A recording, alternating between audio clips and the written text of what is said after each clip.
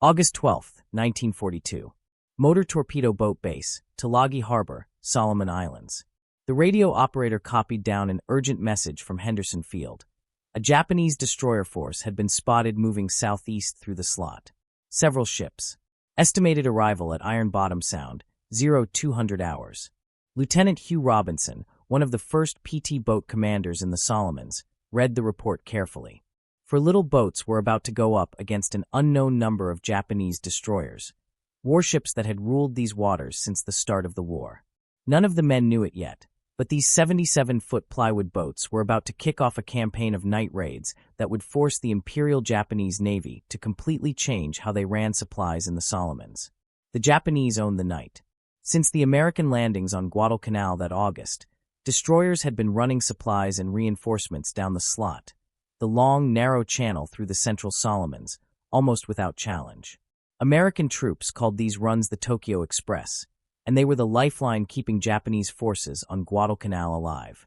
The Imperial Navy's skill in night fighting had already been proven in brutal fashion at Savo Island. In one terrible August night, Japanese cruisers sank 4 Allied heavy cruisers in just 32 minutes. Their deadly Type 93 Long Lance torpedoes could hit targets 20,000 yards away. Their sailors had trained for years in night combat. Their lookouts and optics could spot enemies in near-total darkness, where American radar often failed. Admiral Isoroku Yamamoto's strategy was simple. Control the night. Control the supply lines. Hold the garrison. The Americans might dominate daylight skies with planes from Henderson Field, but after sundown, the sea belonged to Japan. Without those supply runs, the 30,000 Japanese troops on Guadalcanal would starve within weeks. The PT boat was America's answer. Industrial ingenuity turned into fighting power. Squadron 2 had just arrived at Tulagi with the first boats in August 1942. Each Elco boat was only 77 feet long and displaced just 45 tons. Beam 20 feet, draft 5 feet, shallow enough to slip into waters destroyers couldn't reach. Lieutenant Roland Westholm, another early commander, checked over his boat in the fading light. Armament: 2 twin .50 caliber machine gun turrets and 4 21-inch torpedo tubes with Mark 8 torpedoes. Problem was those torpedoes had a 50% failure rate, thanks to bad detonators and depth control issues. At first, the boats didn't even have radar. Crews relied only on their eyes and ears. Their true weapon was speed. 3 Packard 12-cylinder engines, each generating 1,350 horsepower. Top speed: 41 knots in calm water, about 35 knots in combat seas. Just fast enough to match or outrun Japanese destroyers. In the tight, island-choked waters around Guadalcanal, that speed meant life or death. The hulls were nothing like steel warships. 2 layers of mahogany planking gave them a flexible skin that could survive hits that would shatter metal plates. They were cheap and fast to build, $263,000 and 2 months' work for a PT boat, compared to $8 million and 18 months for a destroyer. Motor machinists mate first-class Eldon Genta knew those Packard engines inside and out. A Detroit mechanic who had worked on Packard's production line before enlisting, he could diagnose problems by ear alone, even in the dark. "These engines are temperamental," Genta told new crewmen. "Mix the fuel wrong, you lose 200 horsepower. Push them too hard, and you throw a rod. But treat them right, and they'll give you the speed you need when it matters most." Genta had even fine-tuned the engines for the Solomon's humid air. His pre-combat checklist became legendary. Warm the engines to exact temperatures, tweak ignition timing for maximum punch, and double-check cooling systems for long, high-speed chases. Thanks to his adjustments, boats kept running when the official manuals said they should have broken down. Commander Koshi Kaneda stood on the bridge of his Fubuki-class destroyer, leading 3 destroyers down the slot at 28 knots. With 20 years in the Imperial Navy, he knew these waters well. Every shadow could hide an enemy. Every glowing trail in the water might mean a torpedo racing their way. His mission tonight was simple but dangerous: deliver 800 drums of supplies to the Japanese garrison at Cape Esperon. The plan was crude. The drums would be dumped overboard near the beach, and soldiers would swim out to collect them. It wasn't efficient. Usually only about 30% of the supplies made it ashore. But it was safer than trying a full unloading under the constant threat of American air attacks at dawn. Still, destroyers had weaknesses. At 388 feet long, a ship like his needed 800 yards to complete a turn at high speed. Its 12-foot draft forced it to stick to deeper channels, and its 5-inch guns couldn't even aim at targets closer than 300 yards. Against small, fast boats at close range, all of its power meant little. October 13, 1942. 2,330 hours. For PT boats from Squadron 2 lay hidden in the shadows off Savo Island. Their engines were muffled, running at the lowest speed to avoid noise and the telltale glowing wake in the water. No radio chatter, only hand signals and shielded lights to communicate. Lieutenant Lester Gamble in PT 48 led the patrol. The boats spread out in a line, 500 yards apart, eyes straining in the dark. They had no radar. Just what sailors called the Mark I eyeball, human sight, adjusted after hours in total darkness. At 23:47, a lookout spotted dark shapes on the horizon. 3 destroyers in formation, heading toward Cape Esperon at 25 knots. Standard PT doctrine said they should attack from different angles to split enemy fire. But Gamble knew they had only 4 boats and unreliable torpedoes. He decided they'd all hit from the same side, starboard quarter. Fire at 500 yards, then scatter at top speed. PT 48 led in, holding 1,500 RPM until they reached 1,000 yards. Then Gamble slammed the throttles forward.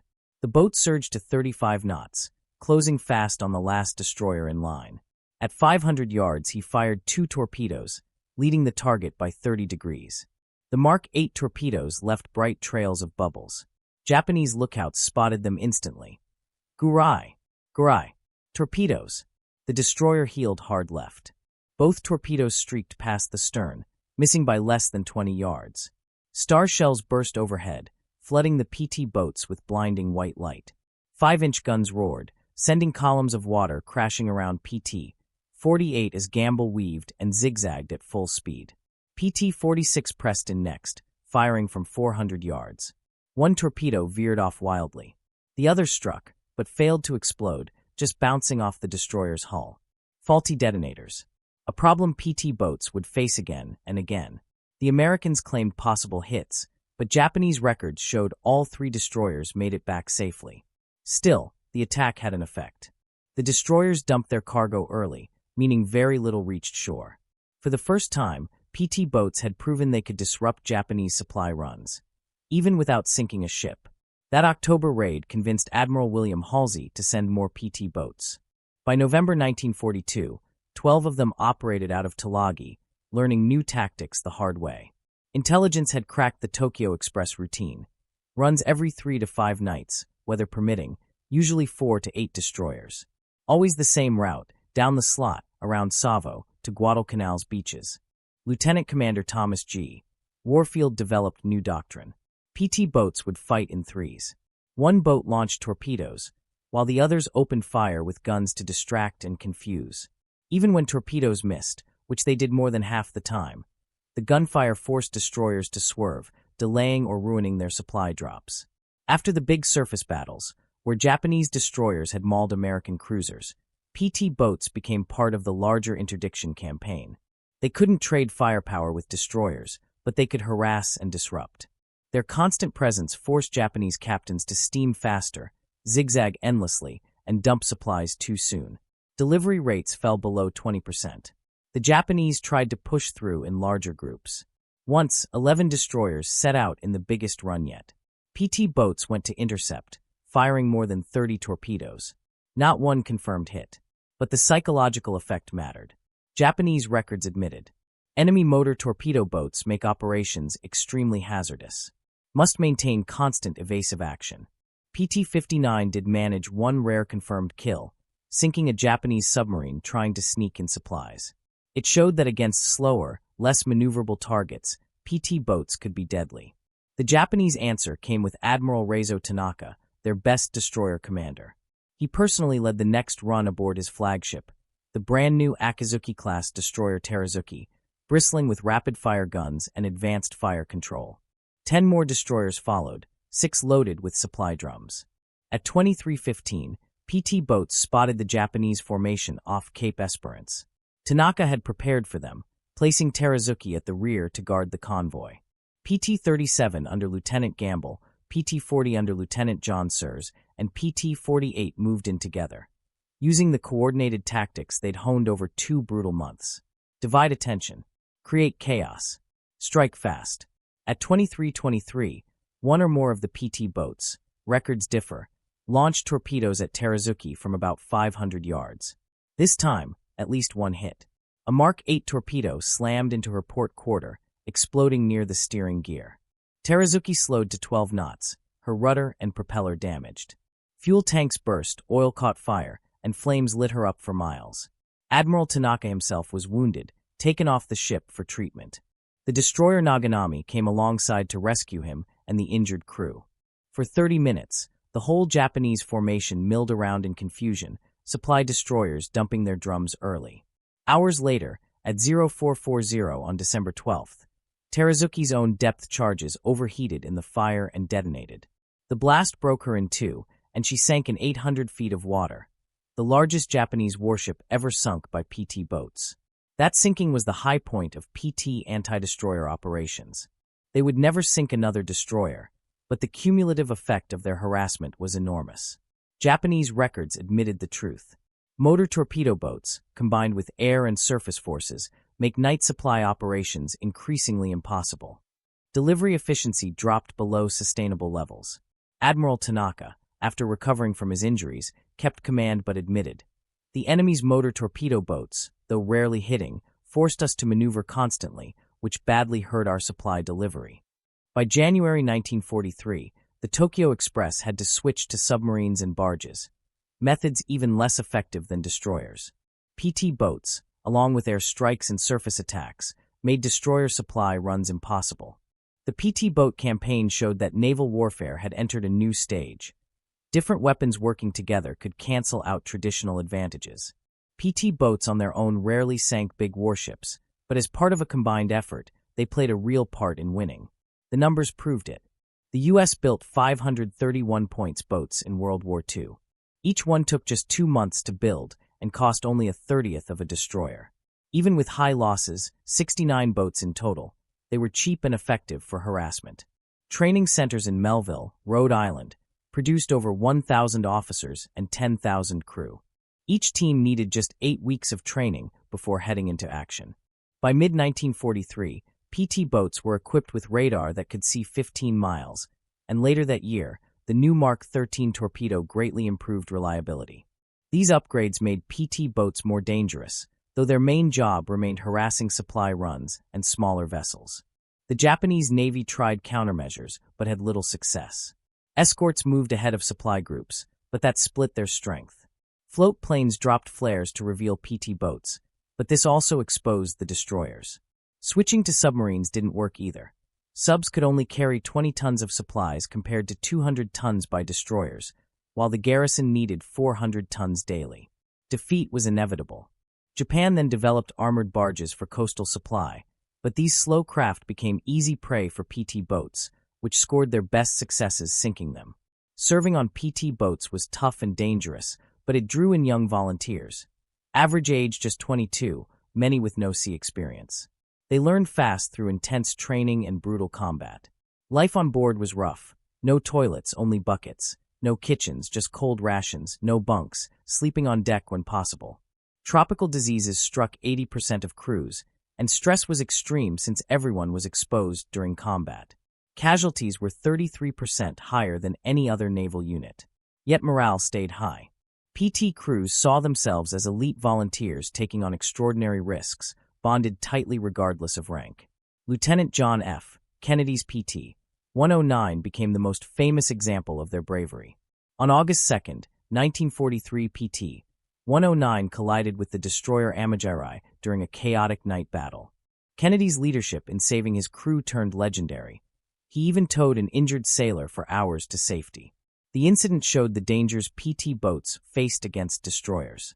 Out of 13 men, 11 survived. The PT boat campaign reshaped thinking about literal, coastal, warfare, and asymmetric naval strategy.